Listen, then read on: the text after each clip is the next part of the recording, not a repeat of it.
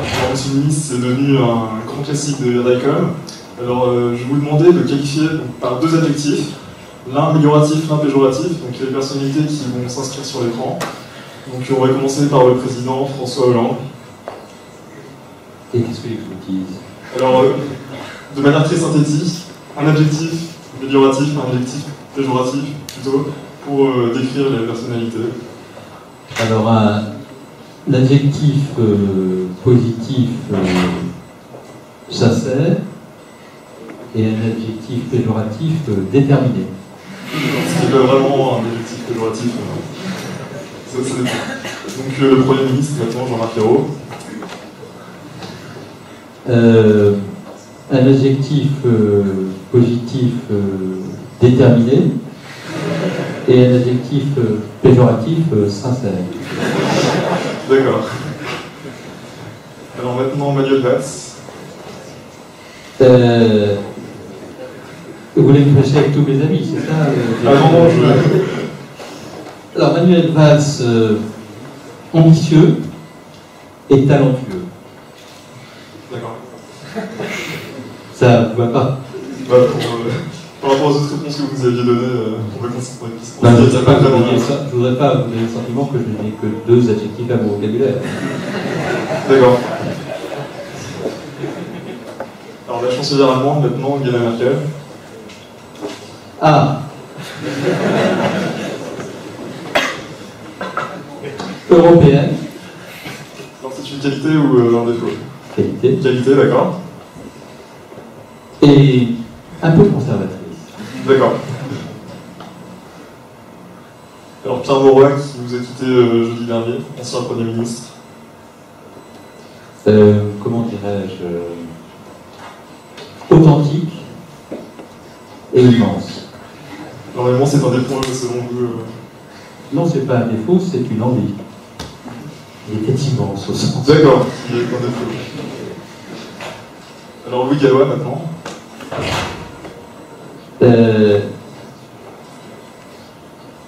Réaliste et sans complaisance. D'accord. Cherchez le défaut, hein. Bah pour l'instant, on a un petit peu du mal à trouver des défauts. Vous allez sûrement retrouver maintenant avec Jean-Luc Mélenchon. Tumultueux et parfois outrancier. D'accord. Alors Bernard Tapie maintenant.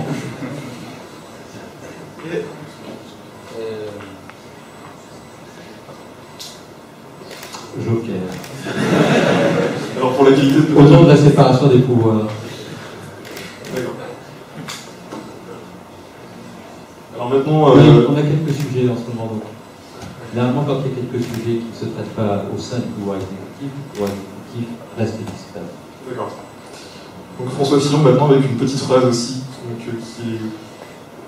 Je suis à la tête d'un État faillite. Oui, mais enfin, ça c'était il y a 5 ans. Il y a 5 ans, mais... Et ça continue après. Alors, juste votre sentiment sur cette phrase. Alors, je pense que François Fillon est un homme pour lequel j'ai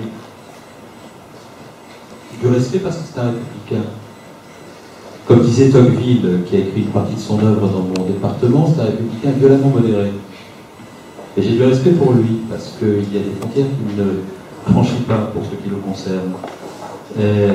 Et je n'ai pas de raison de mettre en doute le fait qu'il veuille accéder à une certaine forme de vérité. D'ailleurs, il l'a dit là, mais il n'en a tiré aucune conclusion après. Alors sans doute n'a-t-il pas pu le faire parce qu'il avait un patron qui l'en empêchait, je ne sais pas quelle raison. Mais ce qu'il a dit là était juste.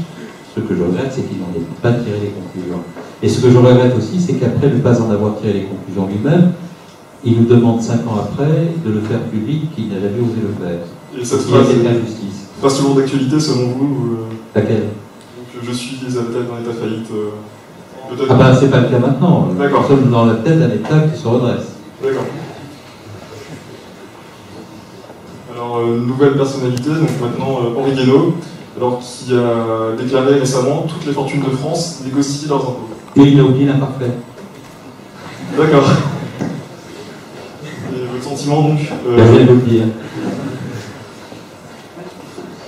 Je pense qu'Henri Guénaud a rendu, avec la spontanéité qui le caractérise, compte de la manière dont les choses se passaient, et pas dans la manière dont les choses se passent. Que personne ne vient négocier ses impôts, ni à l'Élysée, ni chez moi. Parce que les impôts ne se négocient pas pour une raison très simple, c'est que c'est le législateur, et qui est détenteur de la souveraineté nationale, qui vote la loi, et la loi a vocation à être appliquée et pas négociée. D'accord, merci pour cette réponse. Donc maintenant, on va passer aux questions du public. Donc, est-ce que vous avez des questions?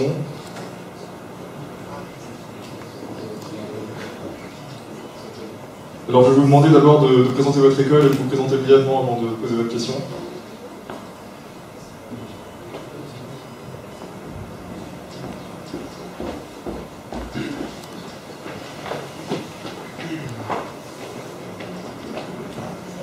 Bonjour, M. Cazeneuve.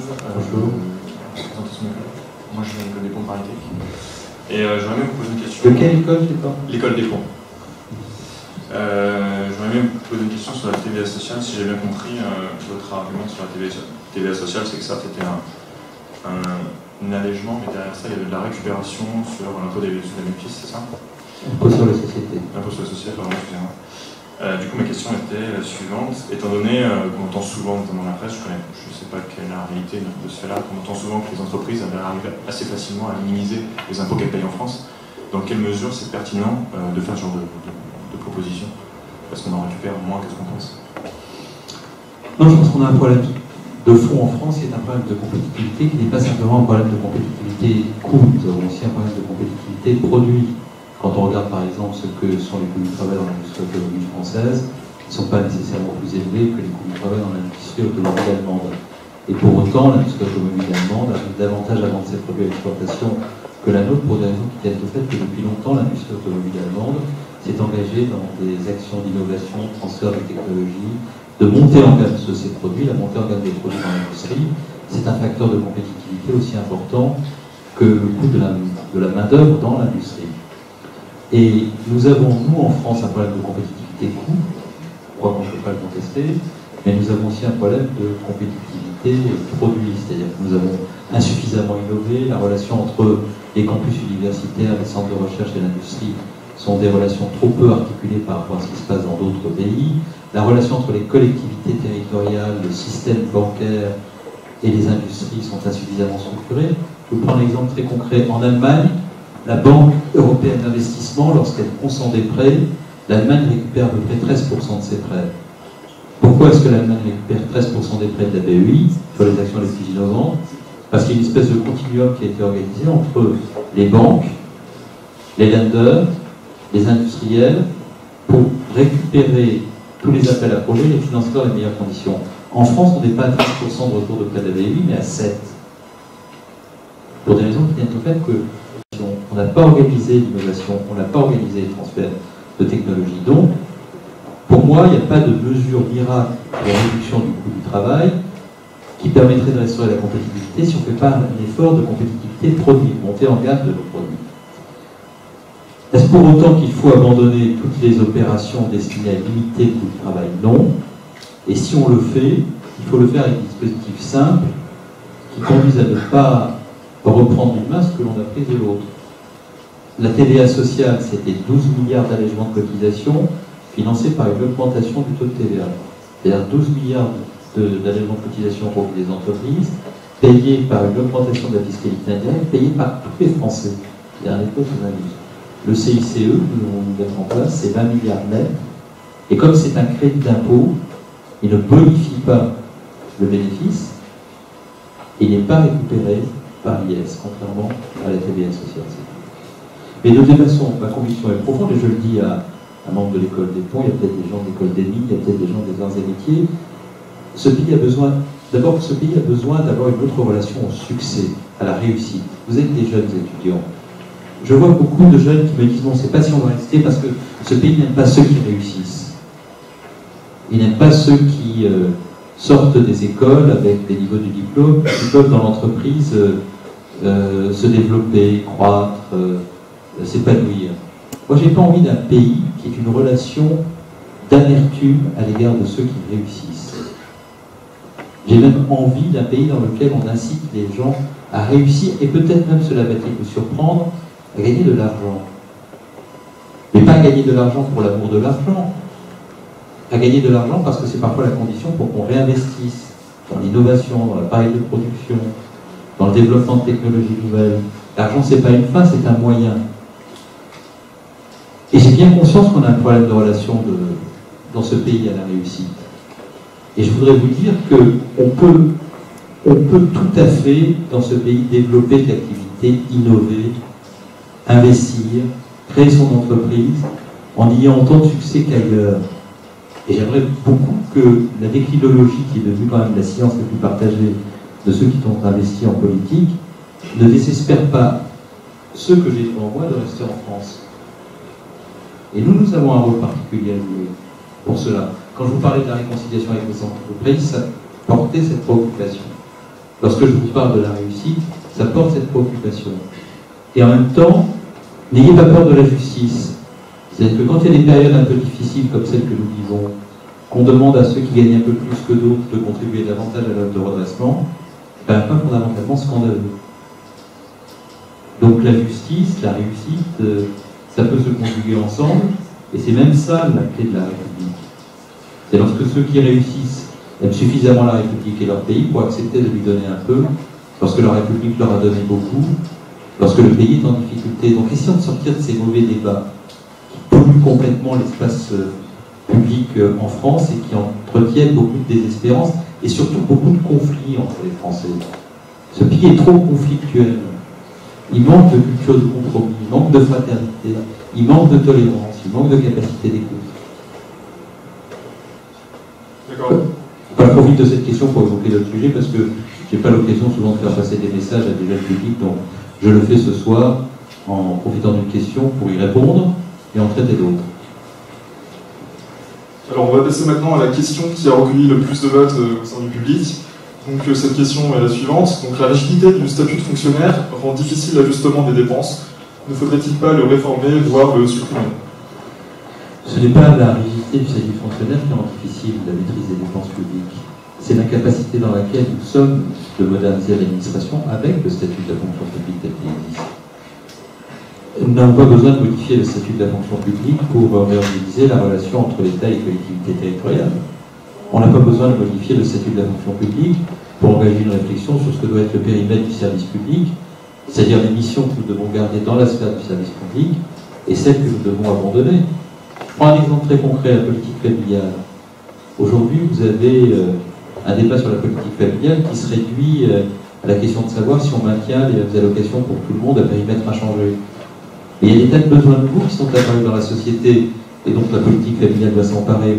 La question des mamans qui sont dans des familles monoparentales et qui élèvent seuls leurs enfants et qui travaillent dans des conditions parfois où au moment où elles partent au travail, l'école n'a pas encore ouvert, au moment où elles reviennent du travail, l'école a déjà fermé. Toute cette question des modes alternatifs de garde, de l'épanouissement de l'enfant avant l'entrée à l'école, de l'évolution des familles et des besoins nouveaux que cela appelle en termes d'organisation du service public, ça implique une autre organisation du service de la petite enfance, qui ne se réduit pas au fait de savoir si on maintient les allocations familiales ou pas. Quel service public on crée, quel périmètre on lui donne. De la même manière, je ne suis pas sûr qu'il faille, compte tenu des difficultés auxquelles sont confrontés un certain nombre d'enfants dans un certain nombre d'écoles, répartir les moyens de l'éducation de façon uniforme partout sur le territoire national. Nous créons des postes, mais il faut se poser la question de savoir où nous devons les affecter, autour de ces projets pédagogiques, pour quel rythme scolaire. Donc, toutes ces questions doivent être posées. Le problème n'est pas celui du statut de la fonction publique. Le problème est celui de l'incapacité dans laquelle nous sommes de penser la modernisation de l'État. Et il faut que nous engagions une réflexion sur la modernisation de l'État, c'est-à-dire périmètre des services publics, manière de conduire le service public. Et la question n'est pas celui du statut de la fonction publique, qui est celui de l'organisation de l'administration à ce point changé.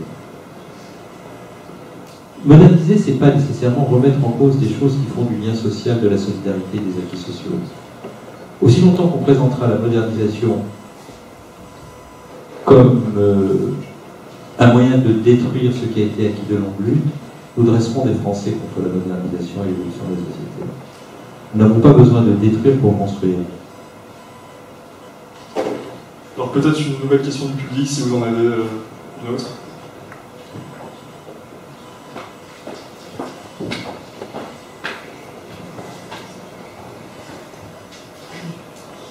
Bonsoir Monsieur le Ministre, je m'appelle François, je viens de Télécom Paris. Vous venez de dire à l'instant, ce pays est trop conflictuel.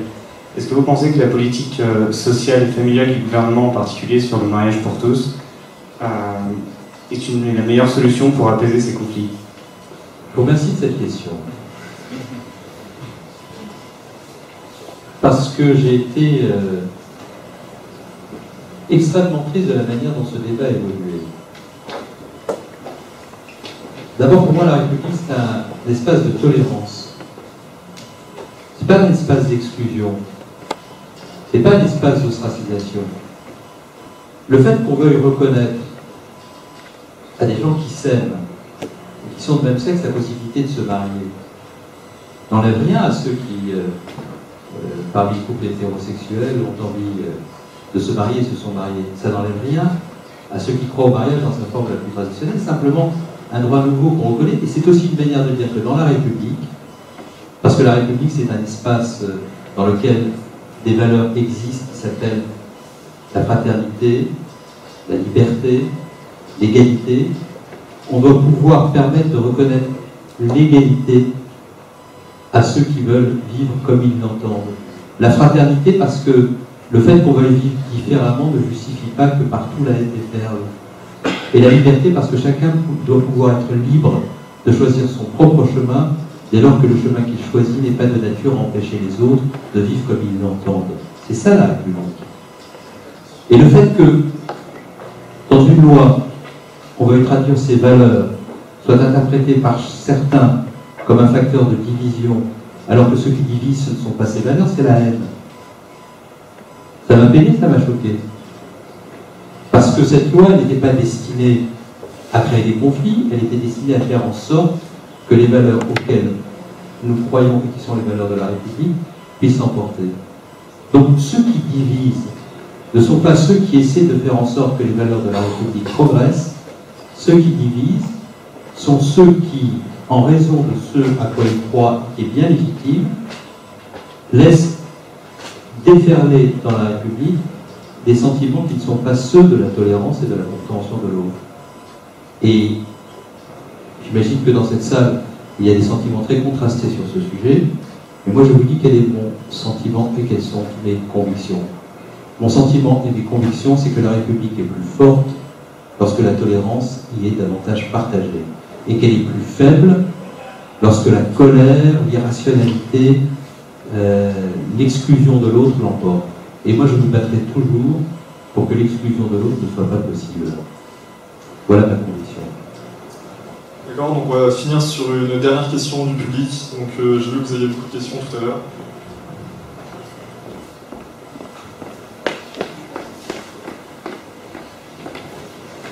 Bonsoir Monsieur le Ministre, Gaëtan Dubourg, Télécom École de Management. J'ai une question. Comment comptez-vous lutter face aux entreprises américaines notamment qui utilisent l'ingénierie fiscale pour échapper au fisc français? On entend souvent parler en ce moment de Microsoft et de Google notamment. Nous sommes dans un travail très méticuleux sur ce point. Pourquoi? Parce que l'économie dont vous parlez là n'est pas une économie matérielle. C'est une économie qui peut très bien se développer à partir d'un point sur la totalité de la planète, mais qui pourtant implique dans chacun des pays dans lesquels cette économie se déploie des actions économiques dont on peut rétablir la traçabilité. Je prends un exemple très concret. Ces entreprises sont situées pour leur siège soit au Luxembourg, soit en Irlande, soit ailleurs, certains paradis fiscaux. Elles développent leur activité en France en donnant le sentiment que rien ne se passe en France de ce qui relève de leur activité. Ce n'est pas le cas. Elles envoient des représentants négocier un certain nombre de contrats commerciaux. Ces représentants rentrent ensuite dans leur pays pour signer le contrat qui a été négocié en France. Et comme le contrat est signé dans les pays dont la fiscalité est la plus faible, nous voyons l'impôt échapper. Il faut donc inventer autour de la fiscalité numérique des règles qui permettent de taxer l'activité là où elle se déploie. Alors il y a plusieurs manières, il y a plusieurs réflexions sur ce sujet qui sont à consolider au plan européen. Est-ce que l'on considère que c'est la masse de données accumulée par un opérateur et dont la traçabilité géographique est susceptibles d'être matérialisées d'une manière ou d'une autre, qui servent d'assiette à la taxation de l'activité en question.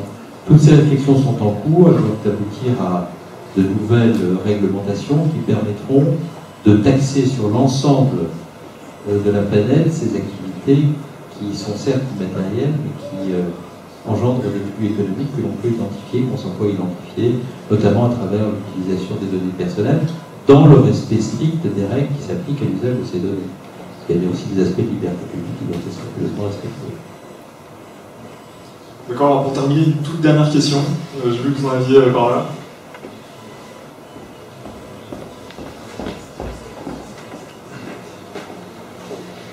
Bonjour, Sadri de l'École des Ponts. J'ai une question pour essayer de comprendre une formule magique de l'exécutif. Inverser la courbe du chômage, ça veut dire quoi? Ça veut dire réduire le chômage, réduire sa vitesse, réduire son accélération, je sais pas. Réduire son accélération, ça a déjà été fait par nos prédécesseurs, puisque le président précédent avait une très jolie formule. Nous assistons à une baisse tendancielle de l'augmentation du chômage. Donc cette formule a été utilisée, elle a été popularisée.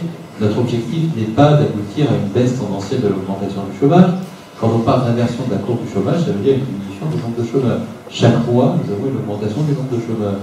Ce que nous souhaitons, c'est arriver à des statistiques qui, chaque mois, comme cela a été le cas entre 1998 et 2000, nous ayons une diminution du nombre de chômeurs.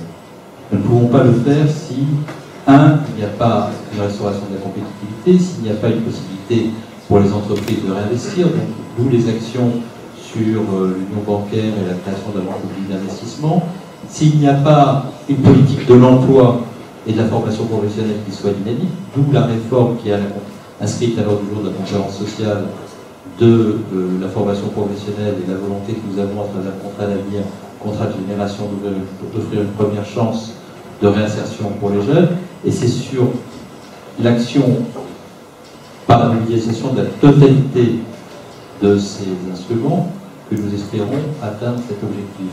Donc l'inversion de la courbe du chômage, c'est la diminution du nombre de chômeurs, ce n'est pas la diminution tendancielle de l'augmentation. Voilà. D'accord, alors il y a une toute dernière question qui a recueilli aussi beaucoup de votes parmi vous, donc je souhaite quand même qu'on la cite. Alors, êtes-vous favorable au gaz de schiste? Faut-il interdire la recherche d'alternatives plus écologiques à la fracturation hydraulique?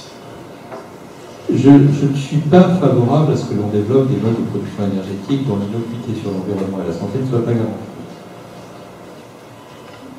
Et s'il doit y avoir des dispositifs de recherche, ils doivent garantir cette innocuité.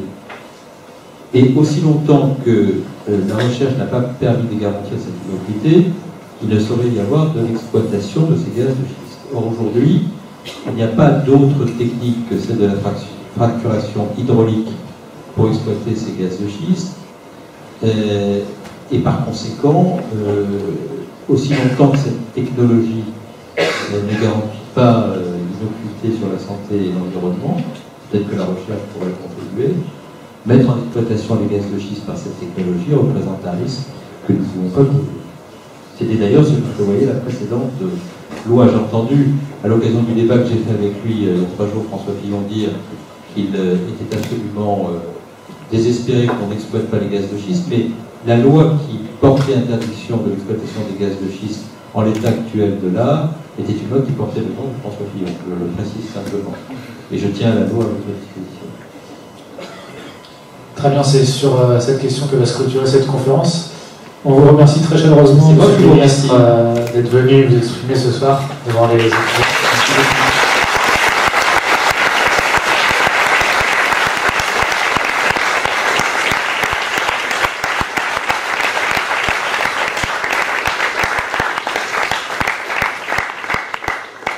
Juste avant le buffet, une dernière information. C'est lundi prochain, donc dans 7 jours, nous recevrons Rachida Dati à votre place, donc même lieu, même endroit, même heure. Dites-lui mon bon souvenir. Très bien, ne n'y manqueront pas. Donc tout de suite, un buffet vous attend si vous sortez par en haut dans le hall d'en haut. Merci encore.